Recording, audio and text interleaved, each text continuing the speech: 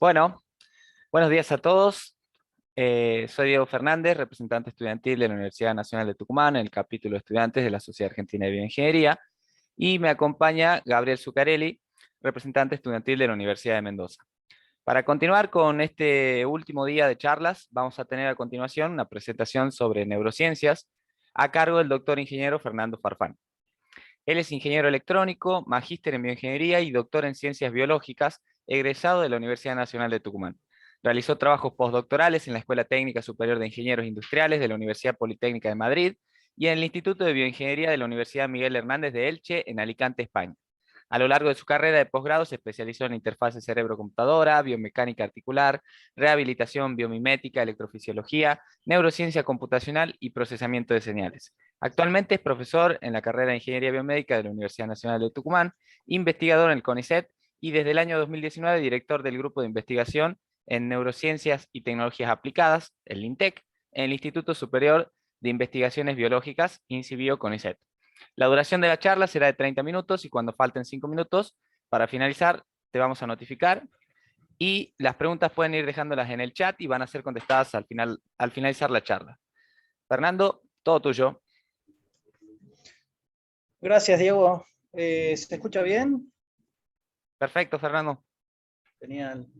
Bueno, muchísimas gracias, primero que nada. No pongo el video porque se ve horrible, no sé qué pasa, pero bueno, es común estas cosas, ¿no? Bueno, pero desde ya quiero agradecerle a todos ustedes, ¿no? Por la invitación y nada, qué buena oportunidad para hacer ver un poco lo que hacemos en el laboratorio, ¿no? Somos un laboratorio relativamente nuevo y bueno, una buena oportunidad para que conozcan un poco lo que estamos haciendo.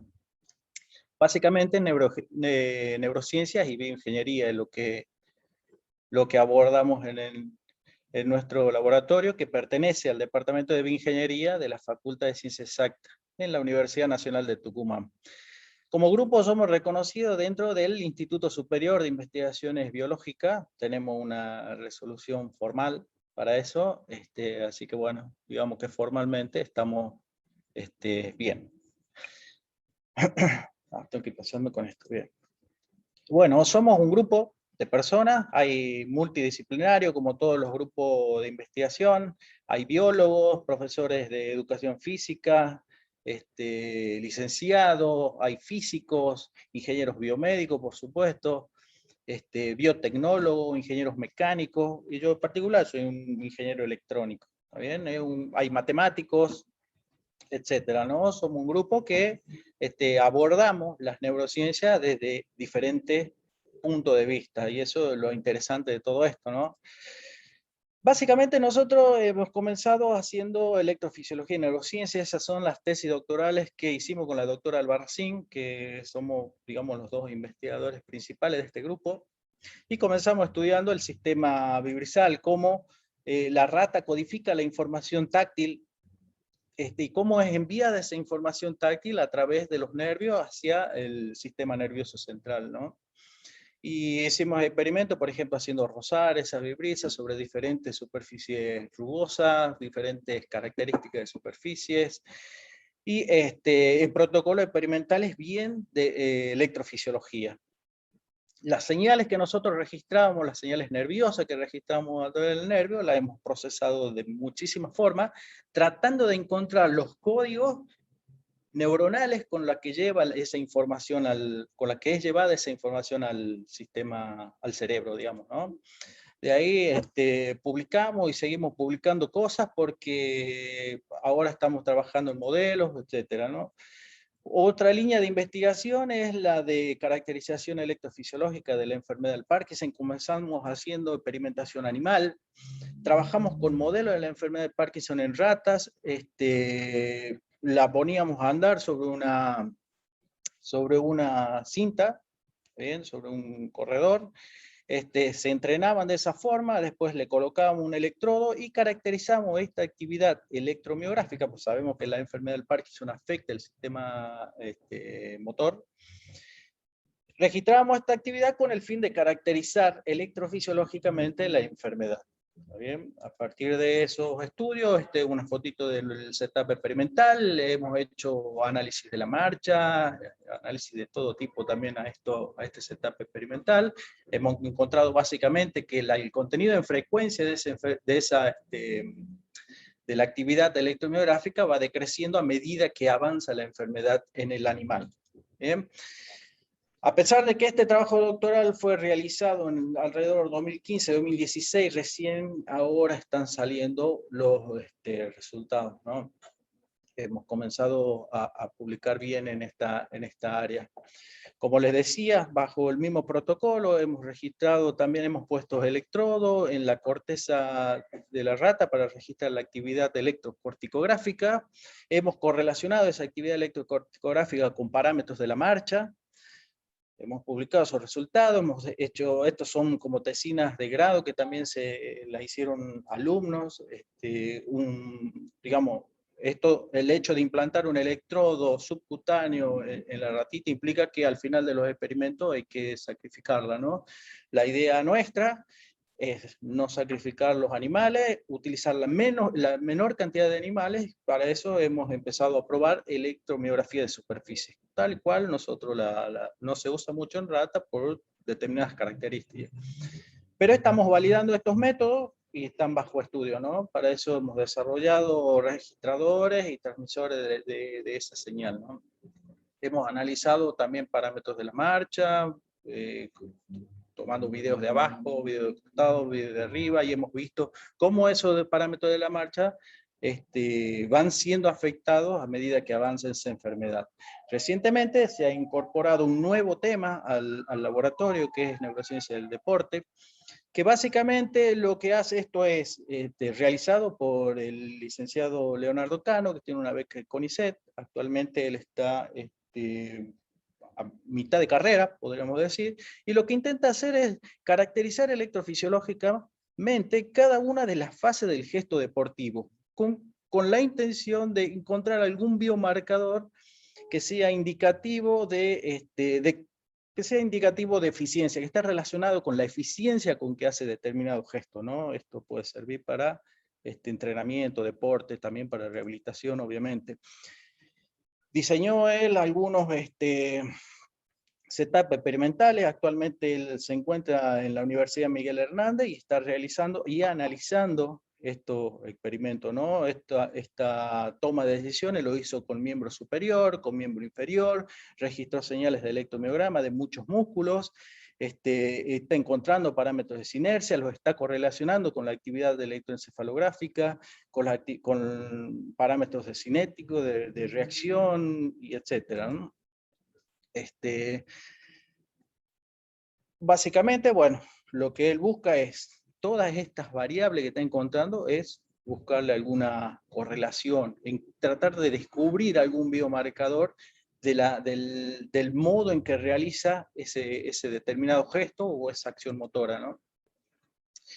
Estos estudios lo está haciendo, es muy lindo los resultados previos, no los voy a comentar ahora porque el motivo es contarle nada más de manera introductoria, le voy a contar otra cosa hoy, pero yo creo que lo van a ver en la próxima SABI seguramente, los resultados preliminares son muy interesantes, ¿no? Hacemos modelización del movimiento articular. Esos modelos hemos tratado de validarlos electrofisiológicamente para ver si corresponde o no corresponde. Tratamos de cuantificar la calidad del control motor, todo para el diagnóstico de enfermedades, para el diagnóstico a futuros de enfermedades. Hemos analizado mucho lo que es sinergia muscular, la sinergia, cómo los músculos se van acoplando a una determinada acción motora. Hemos registrado el electroencefalograma, electromiograma, electrocardiograma, todas las variables electrofisiológicas con el fin de buscar ese electromarcador. Todo esto que les estoy contando son tesinas de grado. ¿Está bien? Estudiantes como ustedes curiosos, como nosotros, que les interesaba esta parte, ¿no? Por supuesto, también trabajamos en la parte de BCI con potenciales corticales visuales. Esto es una experiencia que están haciendo unos alumnos en un trabajo práctico, justamente de una materia que yo doy optativa.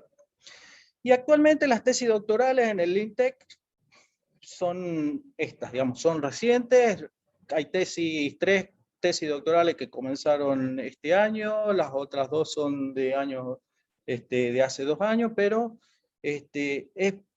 estamos hablando de interfaces cerebro-computadora, de la percepción multisensorial artificial, de la decodificación del cerebro musical. Eso es algo que lo había dado ayer Milagros Piduti, y ella en ese caso estaba estudiando la acción de los músculos aferentes, digamos, de los efectores. Pero ahora lo que se intenta hacer es correlacionarlo con la actividad cerebral, y esa es la tesis doctoral de Celia. Es bióloga. Trabajamos también en cultivo, en electrofisiología, en cultivos, que está encargado por Nilda, que es biotecnóloga, haciendo diferenciación celular a través de impedancia, de espectroscopia de impedancia. También modelizamos, estamos intentando modelizar la percepción multisensorial desde un punto de vista puramente matemático. ¿Está bien? Eso es una tesis abordada por Cecilia. Y neurociencia de deporte, que es lo que yo ya le he comentado, ¿no? Bueno, esto es un poco lo que hacemos. Hoy me toca hablar de una experiencia personal que tuve este año, que es acerca de la validación de una neuroprótesis visual, bien, basada en microelectrodos intracorticales. Eso es lo que le había propuesto a los chicos para dar hoy, ¿no? Una neuroprótesis de visión, bueno, antes de plantear qué es importante, muy resumidamente, saber que la información visual entra por el ojo, entra al globo ocular en forma de energía de luz. Eso a través del sistema óptico que tiene el ojo, llega a la retina, converge en la retina, en donde se activan fotorreceptores. Esos fotorreceptores son enviados a través del nervio óptico hasta el núcleo geniculado lateral, en donde sufre una diversificación, podríamos decir, hacia toda la corteza visual primaria. De la corteza visual primaria se va para un procesamiento más complejo de esa información visual hacia otros niveles, ¿no? Hacia otros niveles de procesamiento. Bien, cuando algunos de estos lugares del camino sensorial empieza a fallar, empiezan a aparecer las prótesis. Hay prótesis en la retina cuando hay determinadas patologías que afectan esta retina, digamos, se pueden poner prótesis retinales. Prótesis en el nervio óptico. De hecho, hay un estudiante, bueno, ya es un investigador de nuestro laboratorio, Jorge Soleta, que trabajó en la modelización de esta información, cómo viaja a través del nervio óptico. Prótesis en el núcleo genicular lateral, en donde se puede estimular también esas neuronas para producir una sensación de luz. Y por último, las neuroprótesis de visión, que son la que vamos a hablar. Son electrodos que van implantados intracorticalmente sobre esta área. A través de pequeñas estimulaciones es capaz de producir sensaciones o percepción de fosfeno, ¿bien? Que son figuras con forma o sin forma. En esta área, el grupo de la Universidad Miguel Hernández, que es el grupo de neuroprótesis, recibió un subsidio junto con otras universidades de Europa, recibió 4 millones de euros para hacer una investigación específica en esta área. Acá yo en este contexto me inserto en ese proyecto en colaboración, digamos. ¿Ven? No como un investigador, sino en colaboración. Yo para eso pedí un subsidio, en lo que propuse hacer una validación electrofisiológica de estas prótesis. ¿Bien? Lo interesante de este grupo actualmente, y estamos hablando de algo único en el mundo, se viene haciendo, que la Universidad Miguel Hernández actualmente tiene el único trial clínico. ¿Eso qué quiere decir? Que tiene un trial clínico en donde se le puede implantar estos electrodos a personas ciegas y hacer estos estudios específicamente, estudios de percepción de fosfeno y toda esta investigación. Bien, esto es algo que actualmente no lo tiene, y todas las señales que están siendo registradas están siendo vistas por una... ¿Cómo se hacía antes? Antes se implantaban electrodos a algún paciente que tenía descargas epilépticas, por ejemplo, y si daba la casualidad de que ese electrodo estaba colocado en la corteza visual, se podía hacer algunas pruebas. Es por eso que, bueno, hay investigaciones sobre esto. Pero en esto se puede hacer en personas únicamente ciegas. De hecho, el primer sujeto, hay un solo sujeto en el que se le hizo el experimento, fue en octubre de 2018 a marzo del 2019, fue realizado todo este estudio. Fue una mujer de 57 años de edad, tenía una neuritis óptica bilateral, no percibía luz por ninguno de los ojos y el estado de salud de esta persona era bastante bueno, ¿no? Los primeros estudios, ¿qué se basa? Primero hay que saber si esa persona es capaz de percibir un fosfeno, entonces se le hace estimulaciones magnéticas transcraniales. Bien, y si la persona es capaz se le hace un mapeo de cuál es la zona de la corteza visual primaria, si uno estimula magnéticamente, es capaz de percibir un fosfeno y se hace un mapeo, ¿está bien? Luego, una vez establecido el lugar y la zona, se implantan estos electrodos, que básicamente son 10 por 10, ¿está bien? Y tiene 4 por 4 milímetros. Estos se implantaron en esta persona en particular, en esta zona. Una zona entre B1 y B2.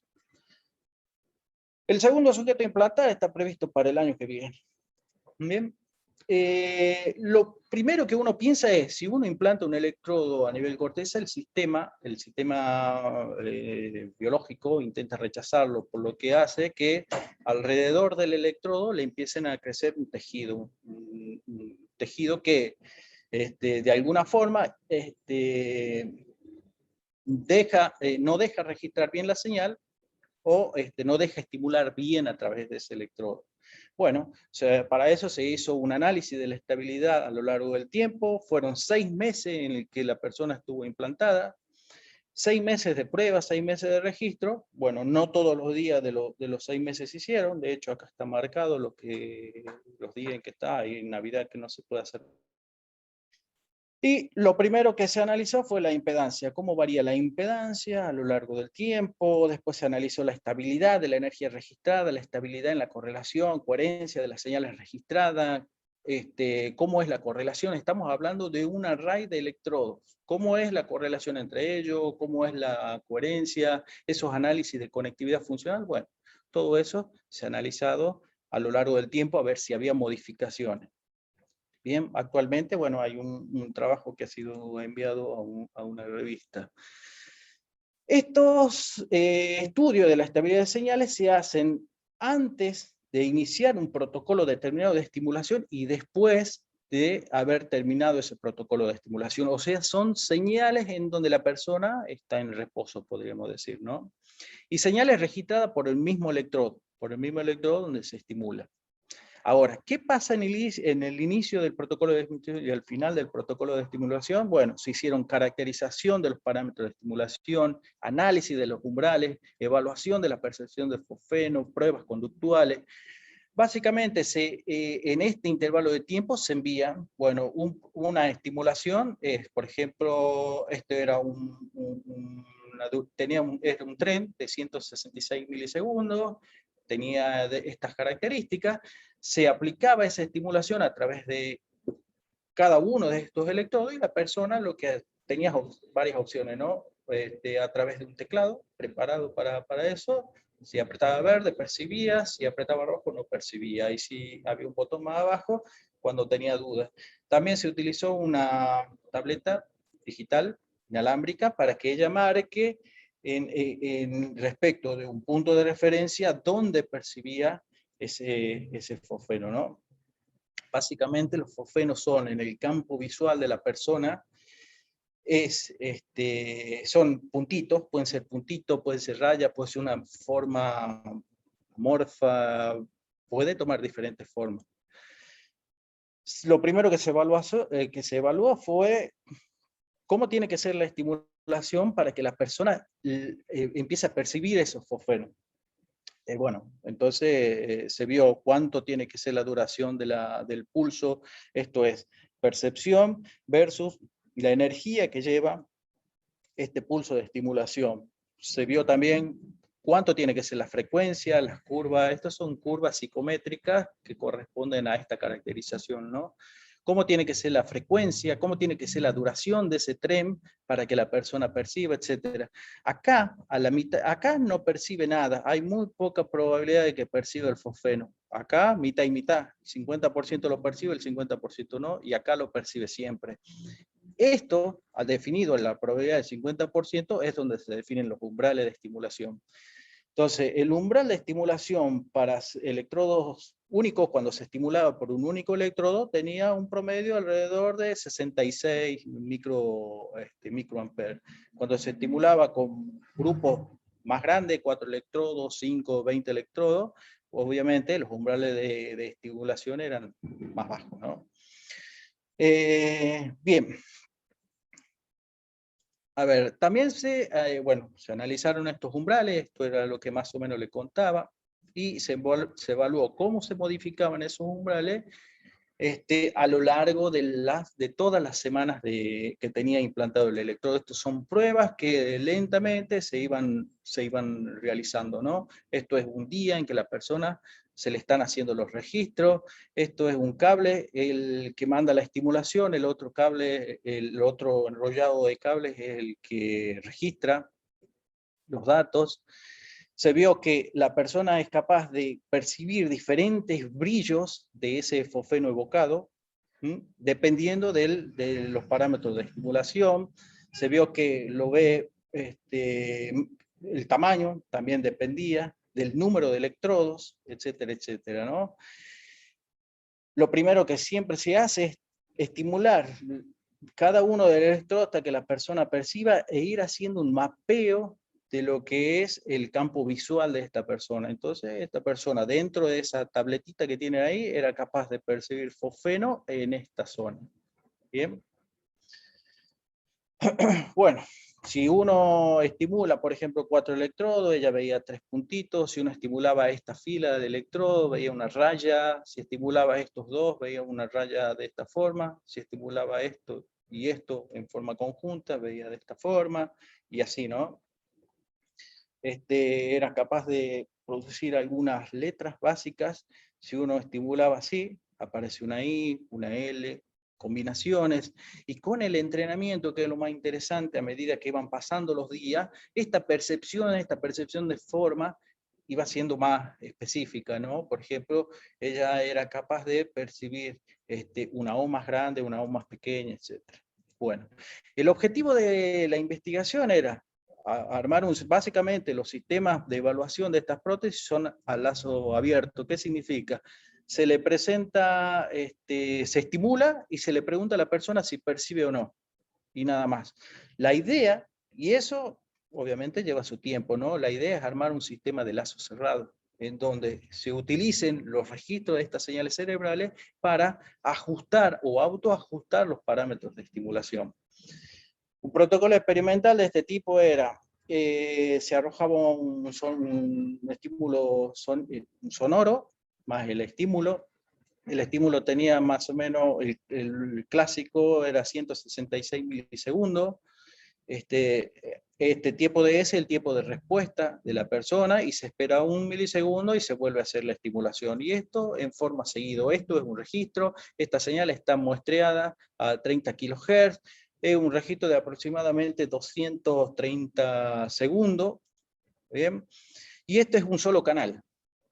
El registro completo aproximadamente tiene 2 GB un registro de 2 GB aproximadamente, y es bastante pesado analizarlo, ¿no? Acá está durante la estimulación, estos son el trigger cuando se ha estimulado, esto que se ve en negro es el artefacto del estímulo. Obviamente acá hay las diferentes amplitudes iban siendo proporcionadas con diferente en forma aleatoria. El estado electrofisiológico lo se evaluó, el estado electrofisiológico antes de la estimulación, durante la estimulación, después de la estimulación. Antes de la estimulación, Fabricio, que es uno de los chicos que está haciendo su tesis doctoral, él mostró de que las oscilaciones antes de la estimulación juegan un papel fundamental en la percepción de ese fosfeno. O sea, tiene que, si tiene determinadas características de fase, digamos, es más probable de que perciba el fosfeno a que no lo perciba. Bien. Yo hice algunas pruebas acá durante la estimulación, es una señal bastante complicada porque está lleno de artefactos de estímulo. Por ejemplo, este es el artefacto de estímulo a 20 microamperes, cada uno de los electrodos le llega el artefacto de ese estímulo de diferentes maneras, pero la información está acá. Este es el artefacto del estímulo y todo lo que está ahí, esto es señal. Se llama potenciales de campo local, ¿no? Y básicamente una duración de 2 milisegundos donde tranquilamente puede haber un spike, pero en el conjunto de los 166 milisegundos, esto suma como un registro de 100 milisegundos que se puede analizar. La señal cruda, lo que hice básicamente es seleccionar el intervalo, ajustar un polinomio, hacer la resta de este polinomio en esta señal cruda y el resultado me queda la señal sin el artefacto del estímulo. Esto se lo hizo a lo largo del tren de estimulación.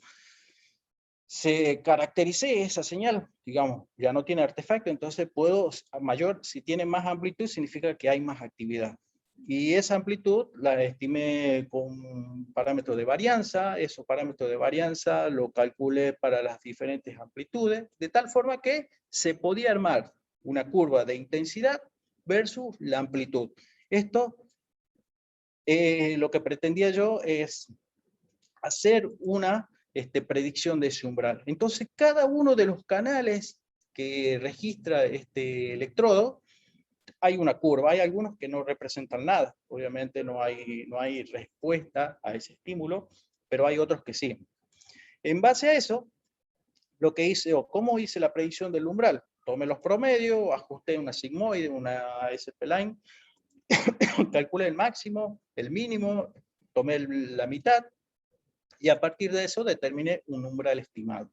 La idea de esto era que uno a priori no conoce el umbral, no conoce el umbral de estimulación, entonces uno de esta manera lo podría calcular. Esto es la respuesta de la persona. Esto es una curva típica de la respuesta de la persona cuando se estimula por el electrodo 38 y se registra por todos los demás.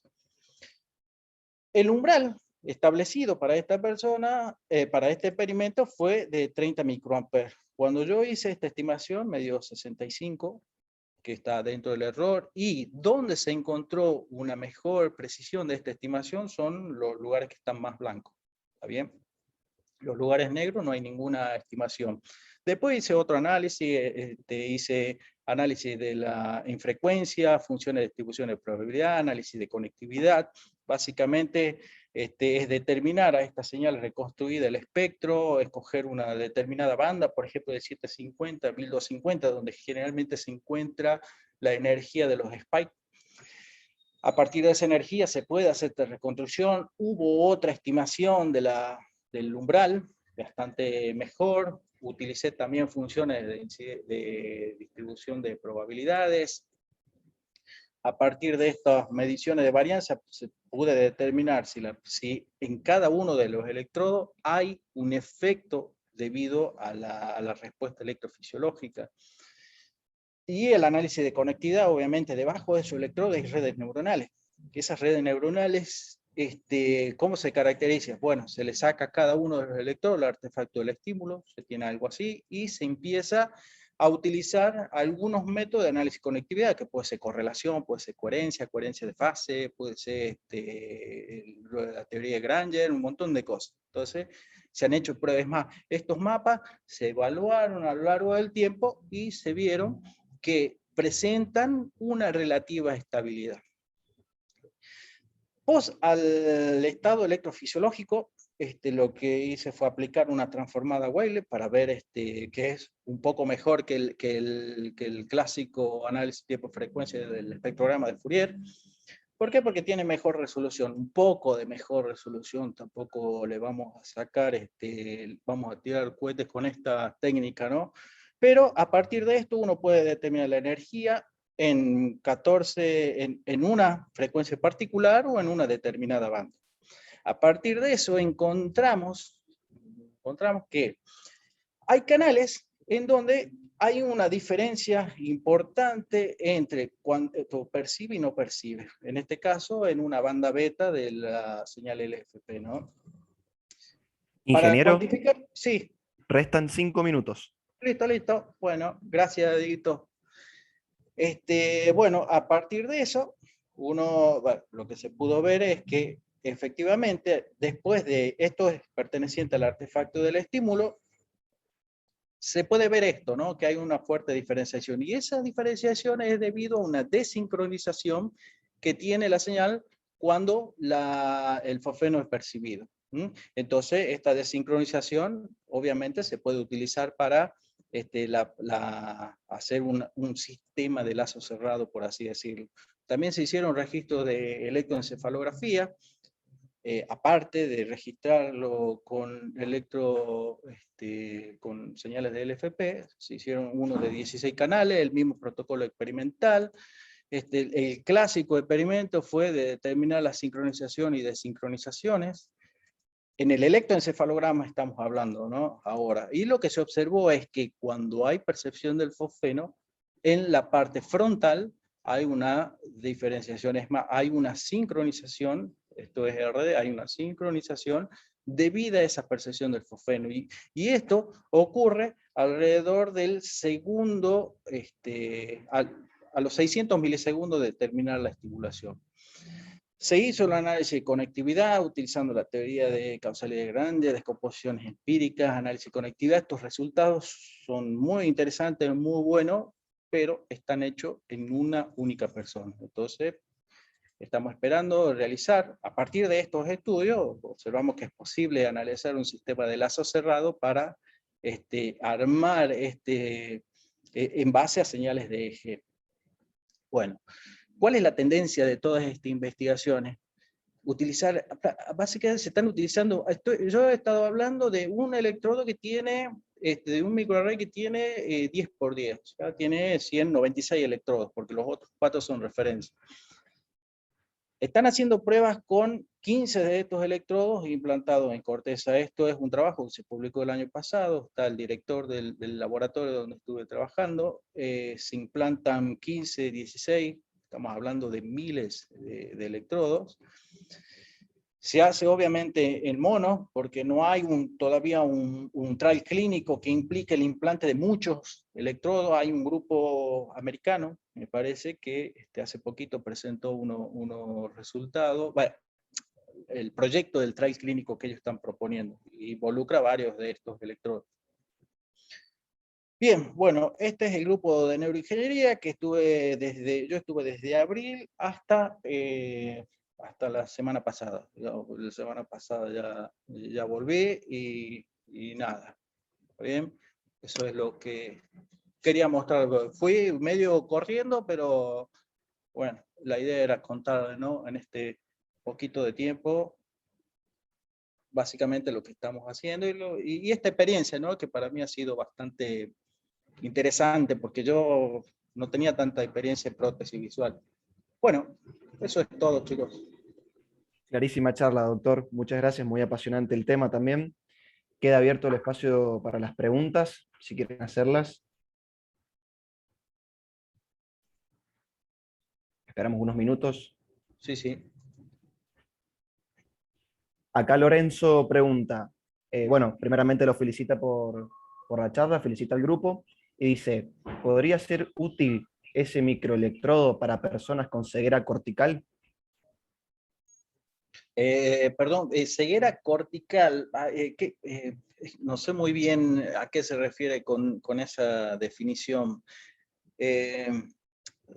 Ceguera cortical, ¿será que las neuronas de la parte cortical, digamos, no funcionan? En ese caso no servirían porque este electrodo justamente lo que hace es estimular esas neuronas que en principio están en buen estado. ¿Se entiende, no?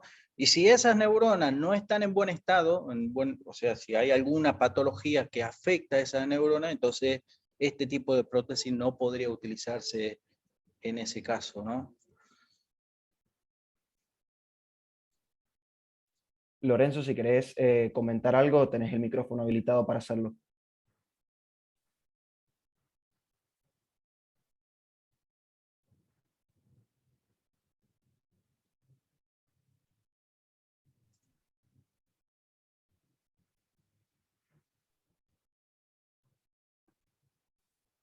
Lorenzo dice por el chat, preguntaba más como dispositivo para rehabilitar esas neuronas.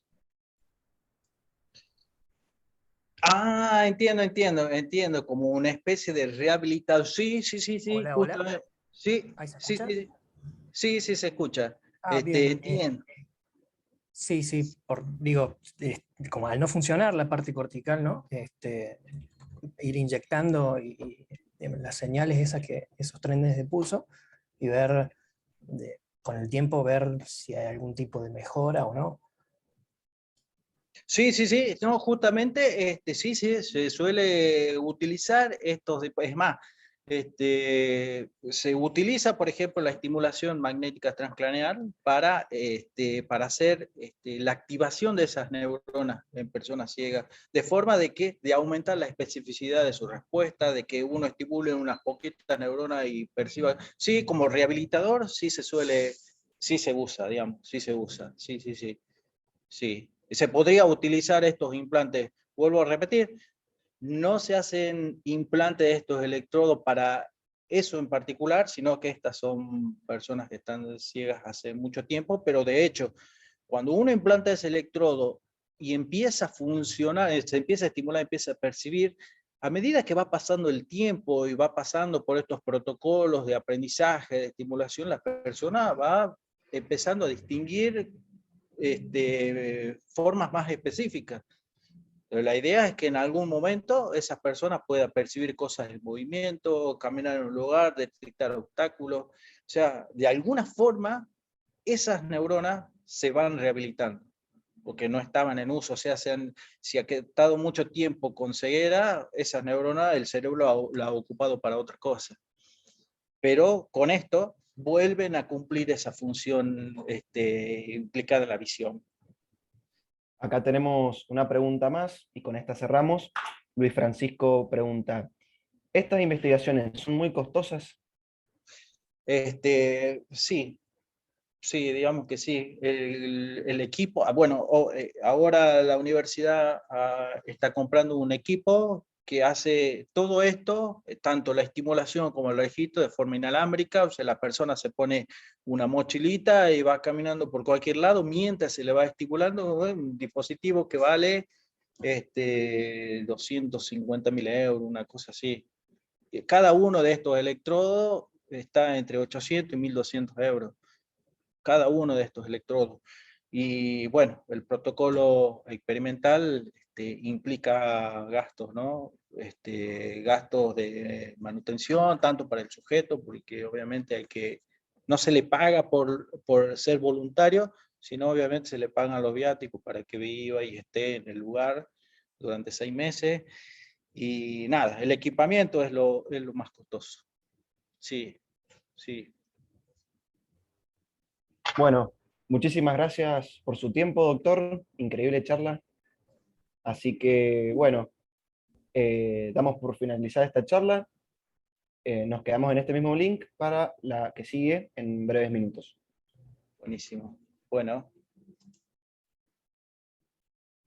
Gracias, nos vemos.